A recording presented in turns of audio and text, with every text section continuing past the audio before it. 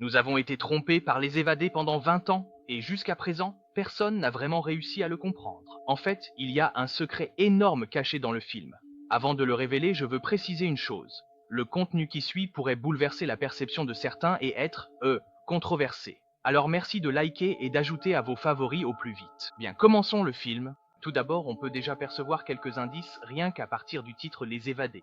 Shawshank est la prison où le protagoniste Andy est incarcéré, et la rédemption signifie s'expier. Si l'on comprend l'intrigue, Andy n'a pas tué sa femme. De quel crime est-il coupable? Pourquoi expier? Il est possible qu'Andy soit le vrai meurtrier de sa femme.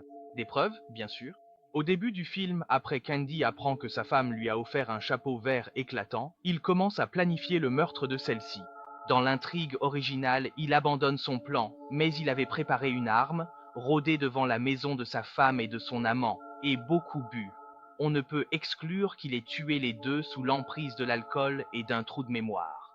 De plus, ce qui est déroutant, c'est qu'Andy jette le pistolet dans la rivière. S'il n'avait pas commis de meurtre, ce geste serait inutile. Ce geste ressemble clairement à une tentative de destruction de preuves.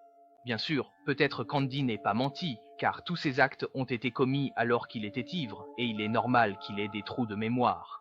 Il n'y a aucun doute sur la condamnation d'Andy par le tribunal car il avait un mobile, l'opportunité, il s'est rendu sur les lieux et a éliminé l'arme du crime. Personne ne peut prouver qu'il n'avait pas l'intention de tuer. Être accusé à tort à cause d'une coïncidence, mais toutes ces coïncidences réunies, n'est-ce pas une certitude?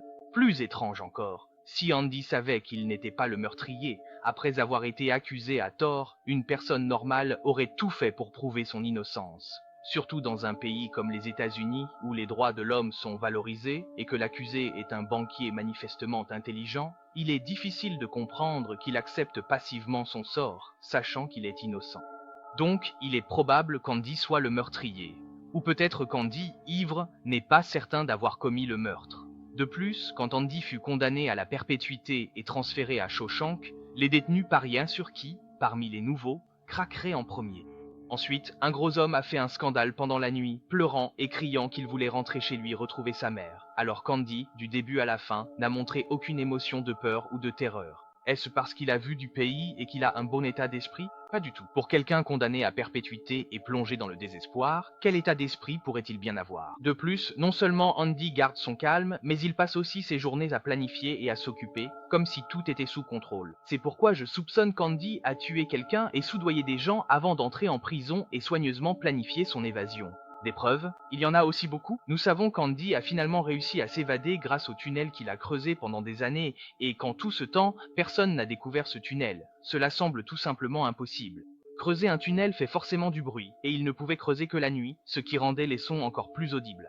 Pour un tunnel de dizaines de mètres, il fallait ramper à l'intérieur pour creuser. Les gardiens en patrouille n'ont jamais remarqué qu'il manquait quelqu'un? Ce tunnel était habituellement caché derrière une affiche. Les fouilles quotidiennes de la prison étaient très minutieuses, vérifiant couverture, lits, bassines, petits objets sur les fenêtres, mais ils ignoraient le poster sur le mur.